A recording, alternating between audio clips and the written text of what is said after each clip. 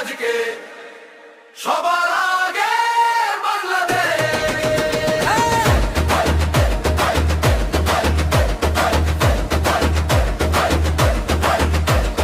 ভোরের হাওয়ায় জাগে শহর, জাগে গ্রাম, হাতের মুঠোয় স্বপ্নগুলো বড় দাম।